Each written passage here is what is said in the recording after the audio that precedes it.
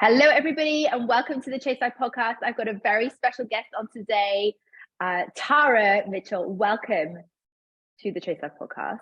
You are the gentle sleep specialist. You have been such a savior to myself and David over the past couple of years as we've been raising babies. We've been a client of yours. You have been a client of ours. And today we're going to just open up Pandora's box on everything from being a mummy to running a business to baby sleep to toddler sleep to child sleep. So let's get started with you and your story. So how on earth did you get into pediatric sleep and sleep consulting? Well, thank you for having me. It is such a pleasure to be here. So I started I've worked with babies and kids for it must be 16 years now. And every time I add a year, I'm like, oh. But basically I had always nannied. I nannied in Australia and then overseas. And then I went from there and became a pediatric nurse. And it was from pediatric nursing. I had my daughter who's now 9, which is crazy. And she came, saw, and conquered me. When she came out and she was cow's milk protein intolerant. She was a refluxy baby. Like, I had been with babies and kids my whole life, like my whole adult life. And nothing prepared me for motherhood, or for the first few months, I should say. So it was such a big wake-up call, but the biggest thing was, obviously, initially, there was so much around getting her sorted with her cow's milk protein intolerance. The next really big thing for us was sleep. And I was so sleep deprived. I'd never heard of a sleep consultant. This whole world was new to me. And it's so shocking that only 9 years ago, I literally went into motherhood and had no clue that there was sleep help. There was such a thing, And so, when she was really unsettled, she was about 3 months coming into that 4-month period, I ended up reaching out to a sleep consultant that one of my friends had suggested. And then I didn't really think much more after that, right? I remember thinking oh, her job's pretty full on. She's working with babies who are really unsettled, mums who are just so overwhelmed and, in that first period of young babe. But it came up for me to train, so I went and did it. And now the Gentle Sleep Specialist has been running for 9 years, and we work with families all around the globe and get sleep sorted. And it changed our lives. It literally changed our lives. And what you do is absolutely life-changing. And I think, it's so important to almost have the background that you do in pediatrics, because by the time that mummies come to you, they are probably desperate. I mean, Yes. Obviously I was lucky enough to be introduced to you well before, in fact, when I was pregnant with Xavier.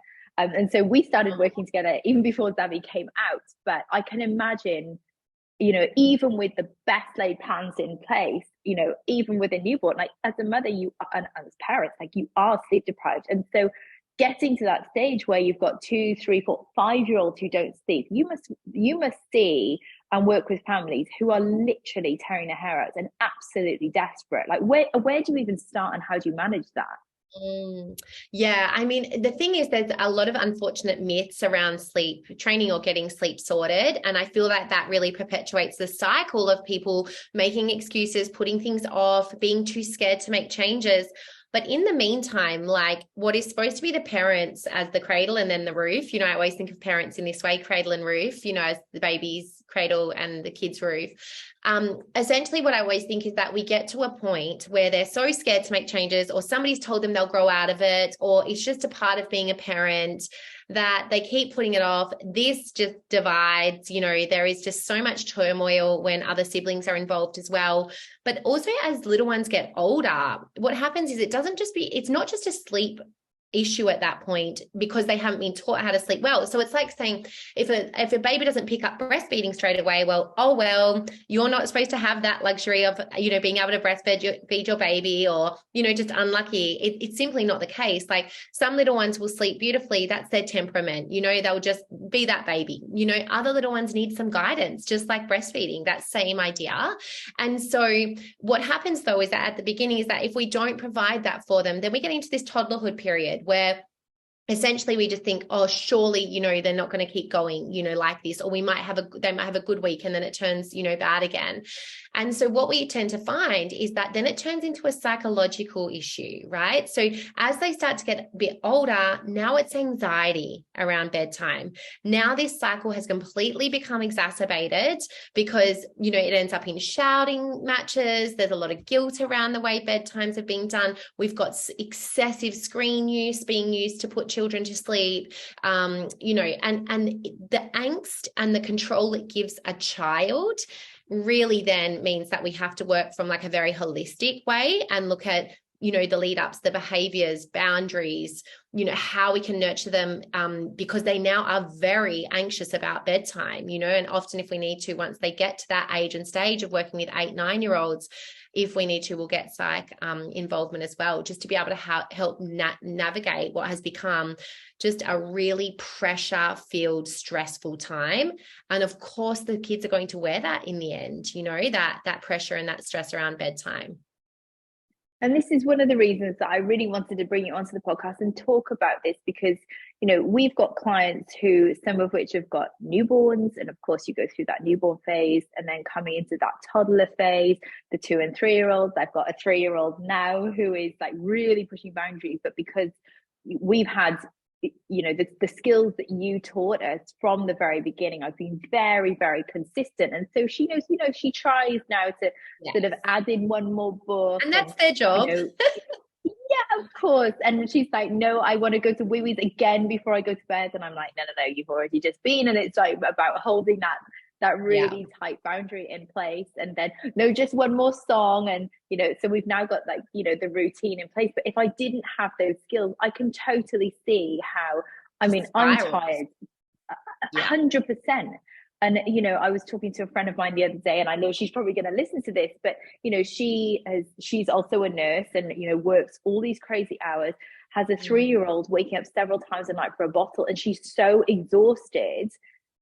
Mummy is so exhausted that she gives bottle just so that she can have an ex. And, so we can't blame parents, but just to know that there are skills available, and it's not the case where, I think a lot of people think about sleep training as, well, you shut your child in a room and then shut the door and then don't go into them. And that's absolutely not the case. And so let's break down some of the myths when it comes to sleep, sleep skills, right? It's not sleep training. It's like sleep skills. It's like teaching your child. And above all, I think what you do is actually train the parents, right? What you do is so much more than sleep training. You work in emotional and behavioral change. And so let's break down some of these myths about sleep training or sleep coaching. And does it involve like shutting the door, and is my child going to cry and all that kind of stuff? At all ages, not just the 3-month-old, but you work with children up to the age of 10. So let's cover all of them. Yeah, for sure. So, initially what happens, and I'll start from young, but at 4 months, little ones hit their 4-month sleep regression, which actually is just their sleep cycles essentially become more defined, right? So they're now coming out of sleep cycles every 90 minutes to 2 hours, in between these sleep cycles. Now, that is actually, we've got to remember how old the brain is, right? You know all about this, Rachel. Like, we've got an old brain. Its only job is to keep us safe, not necessarily do what's best for us necessarily. Like, we'd rather stay in the same, bad relationships, the same job that's toxic, whatever it is, because change feels horrible, right? So the brain just becomes accustomed to patterns, repetition, what's familiar, that side of things, right? What happens is that and we are the only really species who actually try and digress our young, right?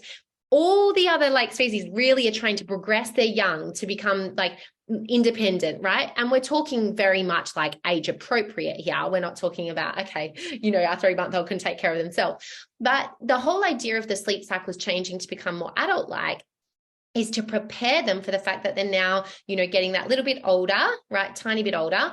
But what's happening is in between that, they're actually awakening now to a light degree, which we all do, but shouldn't know about, to check everything is as it was when they fell asleep. right? So when they first go to sleep, if they fall asleep and they're in their sleep space, nothing's changed, they've been awake and gone off to sleep, they'll drift beautifully, right? They actually tend to also get into deeper surfaces of sleep, right? Because they're relaxed, they go off to sleep, nothing's changed. Little ones who feed to sleep, rock to sleep, dummy to sleep, those sorts of things, fit ball and the fit ball to sleep, that sort of thing, they are more prone to essentially being aware that, almost like that notion of sleeping with one eye open. Something's going to change when they, and it's almost like they're aware of it. As soon as you move the breast, as soon as you move them down, up they get, they're just wide awake again, right? Because they're not relaxing. They're not getting into that deep sleep. They are so aware that they're going to be essentially tricked to some degree. So then what happens is they come out of these sleep cycles, and instead of just drifting into the next one, the alarm goes off that something's missing, something's changed, something's not here, and then they give the call out, and then you come back in and there's the cycle, right? So then you come in, you rock them back to sleep again, because that's what they've become accustomed to, put them back off, and there they go again. So that's essentially what happens at that 4-month mark, which is where a lot of the sleep guidance tends to be really beneficial. And it's not, to say people should have encouraged, independent sleep from the get-go.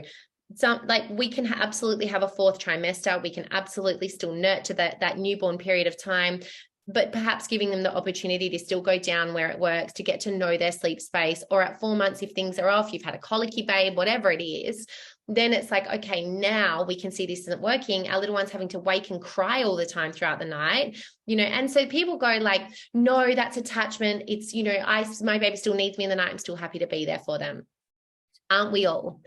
But removing that, we have to understand there's a very big difference between being emotionally void or shut off to a baby, right? Which, let's just remember, sleep deprivation is only going to exacerbate postnatal depression, postnatal anxiety, maternal conflicts, so postpartum, parental conflict, sibling, like the whole thing, right? So let's keep in mind that our attachment, our presence, how we, present and are actually being with our children, with our little ones when we are sleep deprived. Let's take a look at that impact, right? Like, it's huge when they're sleep deprived. And I don't feel like a lot of people can't bring their best, when it comes to that. And same with, when it's exacerbating things like postnatal depression, etc. And resentment, as well. So what happens is that, they start to awaken more, and then people are too scared to essentially make changes because they feel like they're going to break an attachment. You simply aren't. There is so much documentation now and studies that have been done to show and to prove that that is not the case. It is not causing toxic levels of stress when you make sleep changes that are going to impact your baby. Not only that, people say, oh, it spikes cortisol. Well, so does overtiredness. So does every time they wake and cry during the nighttime. So does the fact that they probably have more crying periods or unsettledness during the day because they are so overtired. So all these things, there's always this counter, like, look at it and going, well, actually, there's a lot to prove that we aren't even touching that side of things. There is, a lot of documentation to say that it has no impact on attachment. And one of the things that we can also look at is, what, are some babies lucky enough? Is it just luck? Like, people say it's developmental, they'll sleep when they're ready. Well, no, if it was developmental, we'd be checking it with our child health nurses when we check all the other developmental milestones. If it was developmental, why do some babies get the benefit of that development at 3 months or 6 weeks or 10, and others not until 9 years of age? If it was anything to do with developmental, why is it that no matter what the age is that I work with a baby, I can get their sleep sorted beautifully with supports and with very nurturing sort of methods? And equal to that, it is essentially so obvious that it's just learned patterns of repetition and association. Because if you try and rock a baby who's used to breastfeeding to sleep, they'll cry just as hard. If you try and not rock, but put them in the cot and you're patting and shushing and you're all there, you're fully present. So there's none of this notion of like, I'm not responding to my baby. You're 100% there, but you're not doing what they've learned and what has become their primary method. Guess what? They cry. You send dad in instead of you, they cry. All of these things to show like they only want what they know, and what they know is what they've learned from us. And I just feel like we need to step into that parent guidance and be like, this isn't working for my little one. What if they're actually crying because they're tired? Like, it's not working. What if that crying is to communicate that this is not working? Like, this system that we have going is not working, but they don't know how to change that. their brain just knows what's it knows. And the crying when you make changes to it is simply because they don't know what else is they don't have a new way yet. And so my job is to bring to little ones the ability to show them through pattern and repetition and familiar, but with a better practice, like with something that's going to sustain better sleep, so we can still support them. We can still be present with them. There's no learning not to cry. All of our babies still cry. They're not silent houses, please, it's nothing to do with that. There's no level of learned helplessness or those sorts of things that people fearmonger with. A lot of the fear that comes from this, there is absolutely documentation, but we're talking about Russian orphanages. We're talking about one study that somebody done in a random environment, where, the cortisol level rose when they cried, but no one is denying that cortisol doesn't rise when they cry, right? Of course it does. But our job is not to remove any emotion from our child that is slightly negative, right? This is the beginning. There's no difference in the cortisol raise that, for then when we're still there supporting them as what it is for a 3-year-old who's having a tantrum. Right. And we won't give them the raising cortisol is still there 100%, because we can still support them when we can still be present during that process. And that makes, a really big difference. Then we get to toddlerhood. And so that baby sort of pattern continues, right? They become really used to us doing particular things. As they get older, it sort of mutates and shows up in different ways. Like, for example, young babies will wake up multiple times when they've got not the best sleep habits. As they get older, they'll tend to wake once or twice, but for 2 hours at a time, right? Then what will happen is they head into the toddlerhood. They start to climb out of their cot. The bedtimes turn into a shambles. So parents with toddler bedtime issues will often say, I have to sit there for 2 hours. It's just an absolute circus, while they're going off to sleep. They're getting out of bed multiple times a night, that sort of thing. That's chaos. And it gives me anxiety. It gives me anxiety thinking about that. Yeah. Seriously, one of the things that, it's so important you talking about, these old studies of cortisol rising in babies. Well, what about it's so short term when we can think about the long-term effects of your child not sleeping and the behavioral issues, which we'll come into afterwards. Sorry, I'm not going to cut you off here, but because you're in flow, but it has so much more effect than just a rise in the cortisol. Let's look big. There's no proof. There's no proof that they learn helpless. Like my baby's client, can you imagine that anyone would have a business if there was silent home? That baby's just, of course that's not the case. It's so and I just think, to be honest, Rachel, I just think it's become a really big target point for people who carry wounds from their younger self. And I think that crying triggers anybody, right? Babies crying. But I feel and I've spoken to many psychologists for adults and psychologists for babies and children, and a lot of them will say that the people who are real fearmongers, they really shame and fearmonger, and they really attack, that notion, typically have a lot of past traumas, right? And we've made a 1+1, attachment to it. And that just triggers, that vibe. So the thing is that, then obviously we move into that toddlerhood period of time. And Rachel, we know scientifically that, we can't prove there's no, there's too much conflicting proof, for the two arguments, but we know scientifically without any shadow of a doubt, the impacts that sleep deprivation has on a child, on a baby or on a child. And it doesn't just affect their blood sugar, their, the risk of diabetes, obesity, all these things, right? Behavioral, imagination, coordination, all of those things, fine and gross motor skills, memory, storing, development, growth, hormones, immunity. Honestly, right? It doesn't just impact all of that. Then what we have, and especially coming into toddlerhood, is this period of now it turns into the behavioral aspect. And guess what tired parents, not all, but many tired parents turn to? More screen time, fixing whatever they need to fix the behavior during the day, not holding the boundaries because they're tired. And not just that, but when you let one area lapse for a child, a toddler, it's not long until they unravel the rest, right? And so when a child is in chaos, that is our job to sort that chaos out. Difficult bedtimes, bedtimes being shouting matches. A toddler running the household is chaos for their brain. And there is implications for that chaos, right? They are desperate to be loved and to be held. The held is the boundary, right? That is to know that they can push doors and those doors won't open. Just as I said before for Emily, like there is absolutely a toddler's need to push boundaries. That's them experiencing the world, seeing where their place is, seeing what they can get away with. But nothing makes a child go into chaos faster, and insecurity and anxiety and all those negative effects quicker than knowing that they're not held by their big people. Their big people are not, whatever it might be, emotionally strong enough or whatever side of things, prepared, equipped, knowledge, enough to essentially hold that boundary for them, or they're too triggered.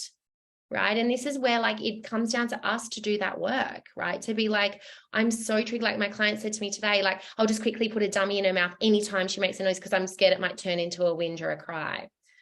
That child is trying to communicate, firstly. And secondly, like what is going to happen in 2 years' time?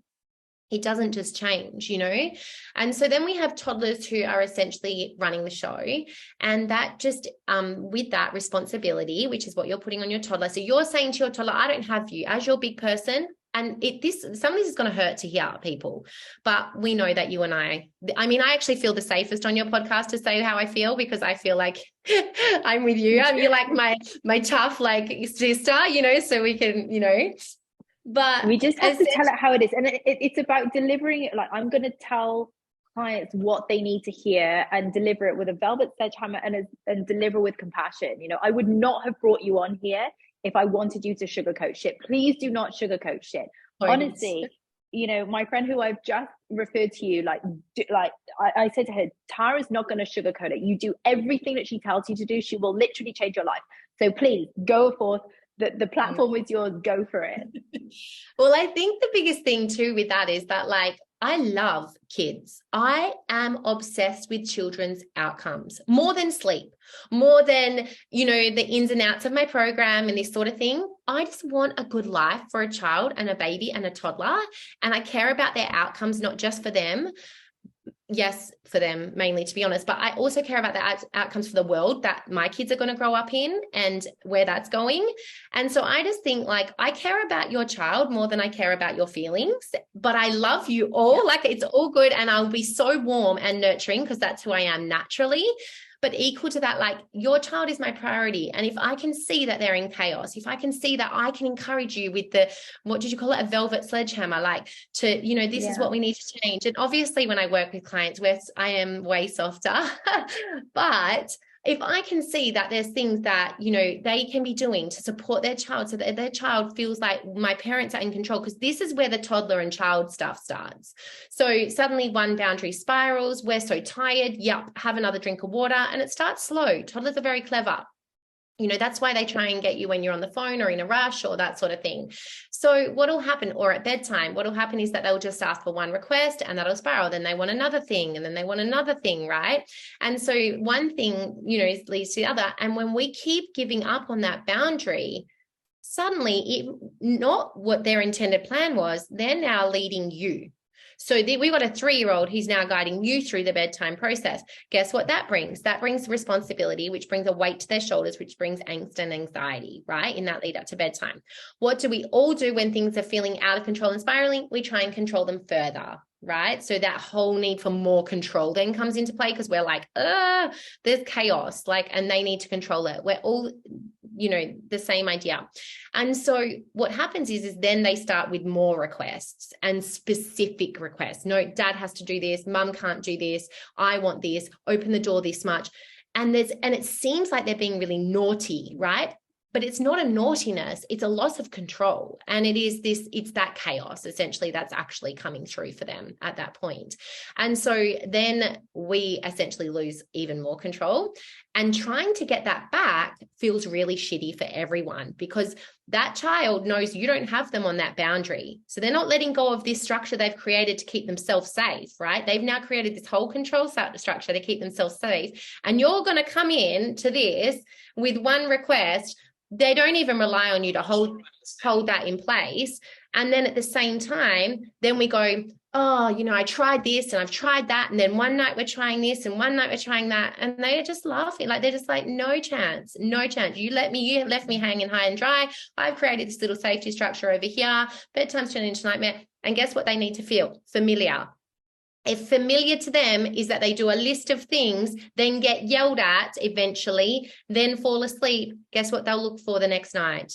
The push, push, push, yell, yell, yell, off to sleep again. They get comfort from what is familiar. Unfortunately, that comfort ends up being the yell and the screaming match, or the absolute like shutting the door and giving, you know, just, yeah, when it doesn't need to be the case. So what we need to do with these toddlers is then come in with a really solid plan. You know, this is why when people go, I've tried everything, I'm like, that's not the best way, but also doing it the right way. And knowing that, like, you are investing in not just their sleep, but your relationship with your partner, your relationship with your child, their emotional, you know, regulation, abilities, but also their daytime. Don't label a child who's on a screen for 5 hours a day on the borderline of being autistic, right? Like, let's make sure we've wrapped up the sleep side of things and the screen side of things, not saying it's always related, but let's make sure we cover that side of things first, you know, and then get on top of it. Let's not label the child who hasn't had good boundaries or good sleep for 3 years ADHD. Let's get on top of those things first. Or a fussy eater who has 6 bottles over nighttime and takes the piss on food all day and only has sweet things or white foods of nuggets and hot chips, right? Because they're feeding on milk all night, right? Like, we need to, so all those things exist, 100%. I'm all, you know, about it. I am a pediatric nurse background, no problems. But we must go through and look at all of the other things. Let's not think that a baby needs to stay on reflux medication for a year because they're waking all night long. And yet feeding, which is the exact 6 times a night, which is the exact thing that's going to trigger that reflux, rest and digest, right? So I just feel like that's, you know, where we sort of get to, where we then got this influx of all these other things. Let's call it, in brackets, a naughty child, a child who can't concentrate, a child who is, you know, stumbles or fumbles their thing, a child who's desperate for screen time, you know, which also then we know affects their behavior, affects their sleep. Like, it's such a vicious cycle, you know, parents who can't be bothered, like, who lives sleep deprived for 3 to 4 years and then is out like kicking soccer balls, doing this and that. Like, if you are, well done, but your child still needs good sleep. But if you are, like, good on you. But do you know what I mean, Rachel? There's such a slope. Yeah. And then we get into this point where, okay, now they're familiar is being screamed at, you know, the days have become a shambles. There's no boundaries. The anxiety of ground bedtime is built up, and voila, we end up with our 5, 6, 7, 8-year-olds who have, you know, significant anxiety around separation. And that separation anxiety at nighttime then stems into the day. And that's what I see. This is what I work with. So, you know, that is that, you know, slope that essentially the you know, 3 months to 9 years sort of period brings. I think there's a significant rise in the diagnosis of ADHD, behavioral issues and things like that. And I see it now. Obviously, Xavier is 4. He's now going to kids' parties. I talked about this at length a couple of weeks ago on social media about my children are not allowed lollies. And somebody said to me, well, how do you not allow them to have lollies? Like, they go to these parties. And I said, because the answer is fucking no. Like, the answer is no. And let me tell you why I came to that conclusion. So Xavier is so he's going to be 5 in April, so he'll be 5 in 2 months' time. And he's a very sensitive child. And I think, you know, all children are different. And, you know, some are more inquisitive and more sensitive. And, you know, like, you do have to, like, Xavier does take more management than Amelie does. Like, Amelie, she's a girl, she's a lot more chilled. She's also my second child, so perhaps, you know, I was the way that I parented her from the beginning was perhaps slightly different. But Xavier is definitely a sensitive little soul, and so definitely environments and food really affect him. And he still sleeps. You know, he still sleeps 12 hours a night. You know, he's in bed at 6 o'clock every single night. And he doesn't wake up until after 6 in the morning. And people say to me, well, you know, he's nearly 5. Like, why is he sleeping 12 hours a night? And I'm like, children should sleep 12 hours a night. And, you know, especially if you've got an overly sensitive child like Xavier. And So we've been through it with Zavi where, both of my children have an iPad, and we bought them an iPad for travel and whatnot. And it got to the stage where Zavi would ask for his iPad on the weekends, which was fine. And then it got to the stage where it was becoming a thing, and you could see the iPad, and especially the scrolling, the scroll. And obviously, David doing what we do and working in behavioral change, we could see very clearly the correlation between Zavi and this particular iPad scrolling and then his behaviors. So it would have been about it was almost a year ago now that the iPad is actually banned in our house. We do not have iPads in the house. They are only to be used for travel. And then when we travel, we travel and whatever, like they can have they can have their stack, they can have their iPad, they can scroll in and Netflix, they can do what they want. And there's some really good, apps and stuff. They love Hopster and they love all this like number blocks. And okay, that's fine. But there is no iPad in the house. Are my children allowed screen time? Yes, they are, but it's only on the weekends, and they're only allowed to watch movies, or they will watch an episode of, Ben and Holly, or an episode of Octonauts, or an episode of Bluey. But it's very controlled timings. Was this hard to implement at the beginning? Yes, it was. It's so much easier to sit my kids in front of the TV when I'm tired, I've got work to do, or I've got shit to do around the house. It's so much easier. And honestly, the benefits of us sticking with it, and David and I made a decision, we ripped off the Band-Aid, no more iPads, the TV is only to be at this time, it's only to be these movies and whatever. That's exactly what we have. Right. And so it was it was probably a solid 2 weeks before the kids started to then, they started to play together. They started to imagination. They started to go into Zavi's room to play. They started to go to Amelie's room to play. Amelie, I walked into, actually, she took her dolls into Zavi's room the other day, and she's just turned 3. And she sat one of her dolls in a high chair, and she's pretending to feed the doll with Play-Doh. And I'm like, and I was like, what is she doing? She's being so quiet up here. And it's just imaginative play. But that would never have been the case.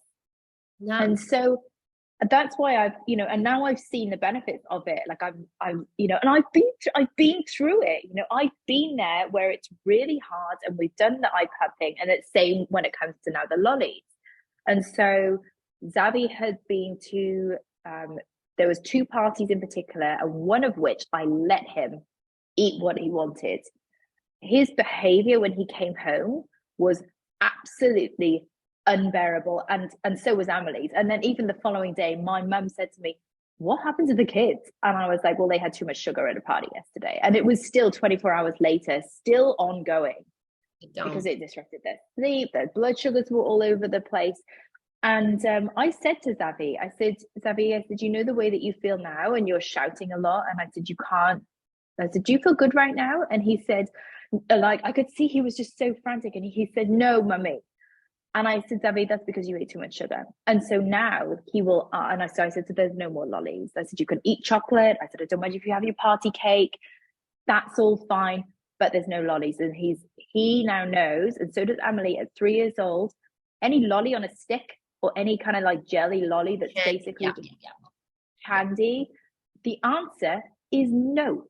And so there's no gray area there. You can ask as much as you like, the answer is still no. Again, was that hard to implement? No, I just made the decision. I'm the adult, I'm in charge here. But I did let them go too far, right? So that they could experience, especially Zav, like he's pretty intelligent like that. And he could sort of sense and feel. He knows. And even now, Zavi, like he'll ask for things like quiet time. And when you're solid on boundary, it doesn't take long. When you're solid, people say to me, trying to get the iPad off my 3-year-old. Are you serious? Like, they're 3. And imagine trying to do it with an 11-year-old who's now hours deep in this addiction, which is exactly what it is. The research is now clear on this.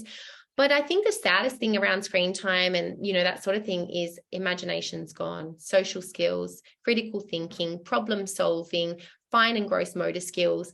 All of those things are so dramatically lost. Reading, writing, crafting, the use of like all these different things like is gone. And like how devastating for a generation of kids that is coming through, you know. And I mean, it's just, and I just think now is the time. Now is the time to nip it in the bud. For most of my clients, it's 3 days and done, you know, 3 to 5 days and done, you know. I think there is an element of, you also have to, you know, one of the things that children crave the most is time. And it doesn't have to be long periods of time. It really doesn't. And so what we have found, you know, again, through trial and error, you can't remove a screen and then not show them and replace it. And so one of the things that we went through was a lot of play, especially with Xavi in the beginning, a lot of play, and we would lead him and show him. In fact, you know, he's an amazing school, and so, you know, we would ask him what he would do at school and then copy that at home. And so it just involved sitting with him, and it doesn't take long, 10 to 15 minutes. Okay, let's play with this thing together. Can you show me how you do this? And so, you know, we're all so busy, but, you know, it doesn't have to be hours and hours and hours that you spend with your child, and they don't need these, you know, wildly expensive gifts. All they want to do is make shields with you, or make play swords with you, and you know, and that just makes sense, right? With what you guys do as well with your work, like, you know, like if somebody's got an addiction to something, they don't just get rid of it, they replace it with something else, you know. And so it's for us to then nurture what they're replacing it with and guide them on that, you know, as well, which is just such an important point, you know, to make around that when you are making those changes. And you know what, like, we're busy, right? But you and I are busy. We have, you know, businesses that are successful. We have, you know, 2-3 kids between, you know, each, but we still have that time. We still have that ability. It's a choice. It is a choice. Like, over anything else, it is a choice. Just like moving your body, just like making food choices, like, it's all a choice, you know. And obviously people are in, you know, I've been a single mum too, with the business and the kids. It was a choice for me to put that in place, you know. So I know people have extenuating circumstances and things like that, but, you know, the biggest thing I think our children are losing is that connection, you know. And you know, a lot of children search for that connection at bedtime, because they come home from daycare, because, you know, a lot of dual income families these days, they're in daycare all day or come home from school. The first thing they do when they get home, the parents are like, oh, they've been playing all day, let's put them in the front of the TV. They go in front of the TV for an hour and a half, eat some food, and then they're put into bed. Where was the connection? Where was time with mum and dad? It wasn't there. So let's get it now at bedtime. So I got my mum's attention for the first time today. Even if that means her shouting at me. Familiar. Yeah. There is so much more that we could go into. Perhaps I'm going to bring you on again, and we'll talk about, you know, your transition from, you know, being a single mom, you're building the amazing business that you have. But I'm going to wrap this up here, just so this is like the sleep episode only, because Tara, you are also an incredible entrepreneur and an amazing businesswoman. And, you know, I want to kind of pick your brains around that, and actually, like, the ins and the outs and the hows and all of that. So perhaps we'll come for a part 2. But love that. How can people work with you? Like, you know, share your Instagram, I mean, obviously I'll put all this in the show notes as well, because what you do is honestly life-changing. And I am so grateful that we were connected way before I even had Xavi. And like I said, you know, I've implemented your strategies from day one. You were on speed dial for the first couple of years. Just as you have been for me when I went through my marriage breakdown. But, you know, we'll go into that in another episode. But yes, where can people find you and how can they work with you? Yeah, so it's the Gentle Sleep Specialist, and we're at www.gentlesleep.com.au. But even if you just follow on Instagram on the Gentle Sleep Specialist, there's so much information on there as well to flick through and even just get to know me, you know, before you sort of think about doing anything else. So yeah, thank you for having me, Rachel. It's been a pleasure. You are most welcome. Thank you so much. And I look forward to part 2.